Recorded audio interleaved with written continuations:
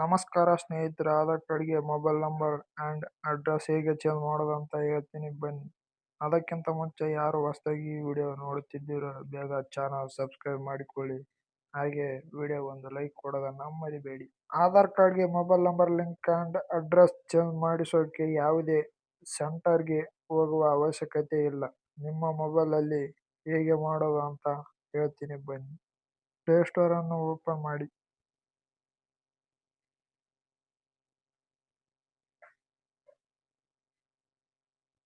ಆಧಾರ್ ಅಂತ ಸರ್ಚ್ ಮಾಡಿ. ಈ ಒಂದು ಆ್ಯಪ್ನ ಇನ್ಸ್ಟಾಲ್ ಮಾಡಿ. ಇನ್ಸ್ಟಾಲ್ ಆದ ಮೇಲೆ ಓಪನ್ ಮಾಡಿ.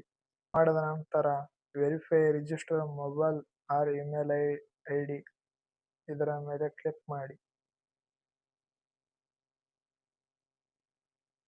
ನೀವು ಯಾವ ನಂಬರ್ ಲಿಂಕ್ ಮಾಡ್ಬೇಕು ಅನ್ಕೊಂಡಿದ್ದೀರೋ ಆ ನಂಬರ್ನ ಇಲ್ಲಿ ಲಿಂಕ್ ಮಾಡಿ.